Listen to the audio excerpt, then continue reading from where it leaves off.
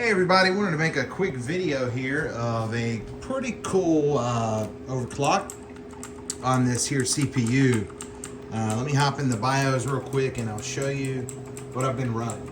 I've actually been running this overclock for a little while now, and it's pretty good. So, so far so good. This is BIOS 2102. And we are running, right now we're running 6.1 on the P cores and 4.9 on the E cores. I've got the ring at just 5. We're running a manual global core SVID 1.4.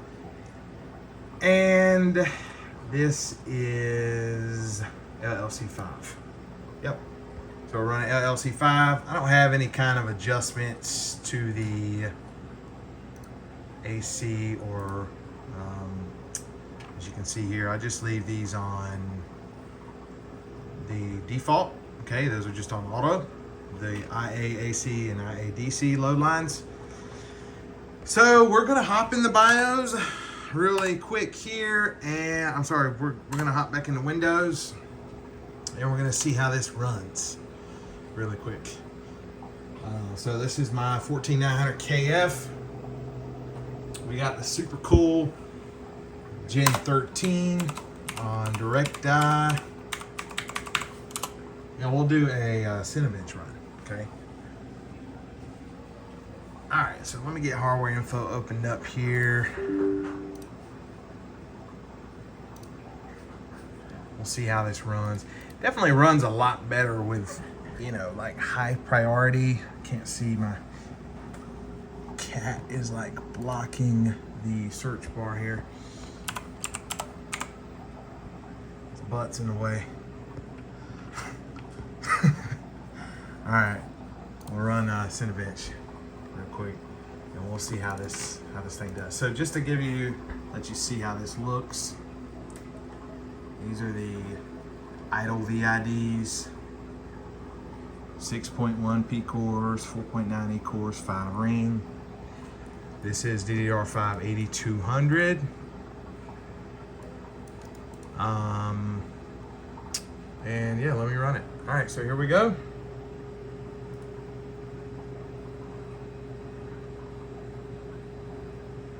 We'll see what that load power is like.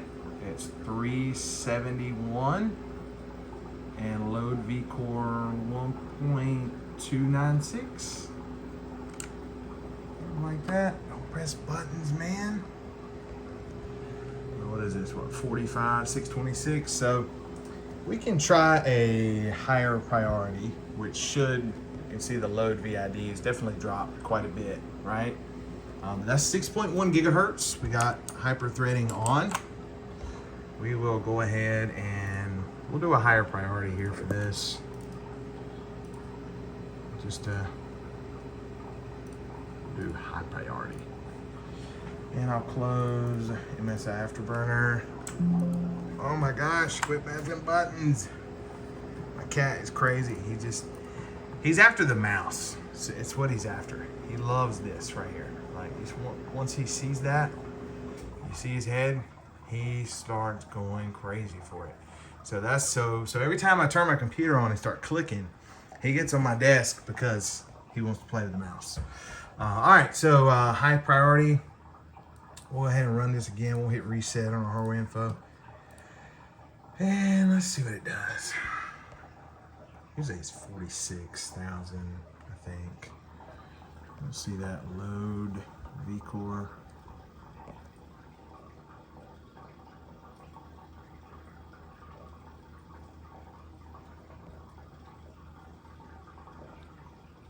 About 1.296.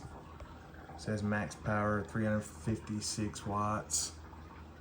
And is that 4574? This is my normal daily Windows, so I'm not too worried about that score there. And let's see. So you can see the CPU temps here are pretty good. What is I think the hottest core is like 61. And the E cores right here. So CPU package, that's not right. 48, I don't think that's correct. Don't think so, because they're high priority. But we will open it again and run it again without high priority, because we want to see what the temperatures are like. Here we go. We're going to take a look at the core temps while it runs. We're going to run it again, and we're going to see how those temperatures are. So here's those core temps. You can see it's running about 52 to 62. I didn't even realize how large of a gap that was. Almost seems wrong, but yeah, the temps are pretty good. But anyways, CPU package 62. So, but that's open up a CPU-Z here. That is 6.1 gigahertz on the P cores. Hyper-threading is on. E cores are at 4.9. So definitely a stout CPU. Definitely very stout little setup here. You can see there, really fast CPU. And it's how I run it. Like, when I go to work, it runs like this. When I turn it on, it runs like this. And like, if my system's off for the weekend, usually Saturday, Sunday, I'm not on it that much. So my water tank is gonna reach, about 20 Celsius, 21 Celsius. Turn my PC on, the water's warmer, stable, right? And then the chiller kicks on. It's like, hey, the water's too warm. Let's cool it down to 15 Celsius. So, and it cools it back down. But I don't have any kind of instability during that time period where the water is over 20 Celsius. So, it's always a good thing.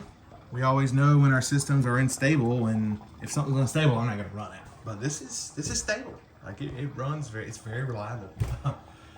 Surprisingly, I had a 13900 KS before, and I used to try to run 6.1 gigahertz with it. And you could do it for benching, but gaming and realistic stuff, it would falter on you. You would have a crash or a hang.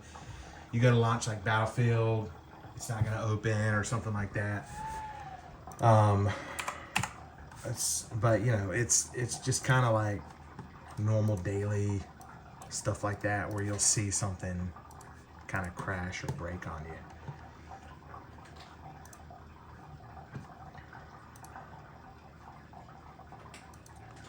And it was kind of its limit.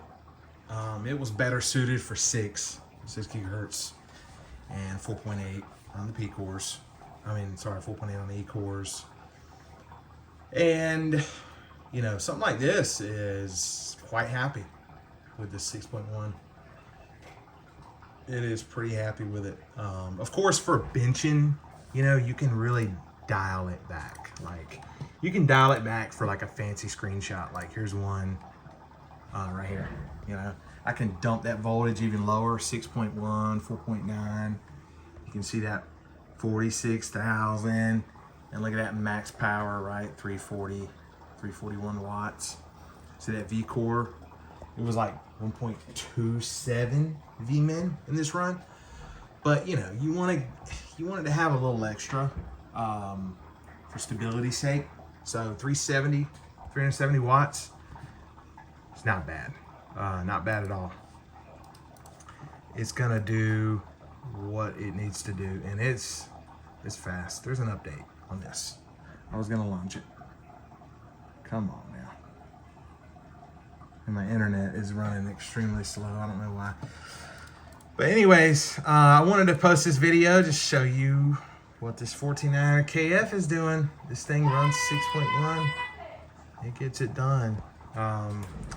Some chips will do it, some won't. And it's not really exactly temperature dependent. Like, here's the thing about this. Like, okay, you need a very cool running chip to run benchmarks like Cinebench or Y-Cruncher. You're gonna need a very cool chip, or it's gonna crash, freeze up. But if you have a good silicon chip, you can overclock it a lot and run games. Like, before I even delidded this chip, I could go play Battlefield at 6.1, right? With this same voltage, with this same voltage right here. But could I run Cinebench? No. No, I couldn't. Because it was just those that ramping. It's going from, you know, like 20 Celsius to like, boom, 80. You know, that huge jump. It just freezes. So, but once you throw it on direct eye, it gives you that, you know, that ability to be able to do that. But a good chip can still run games and daily tasks, even if it isn't on direct eye at a higher, you know, frequency and stuff like that. That's one thing I noticed about the CPU. Frequencies where I was running like 6 gigahertz before deleting, I could play any game and be 100% stable daily running that, even though my temperatures in Cinebench were gonna get a little bit crazy. But anyways, I hope you all enjoyed this video. This is a 14900KF running at 6.1 gigahertz on the P cores, 4.9 on the E cores. So I'm sure next gen CPUs will start seeing those things over 5 gigahertz on E cores, and it's going to be pretty crazy. Anyways, thanks for watching.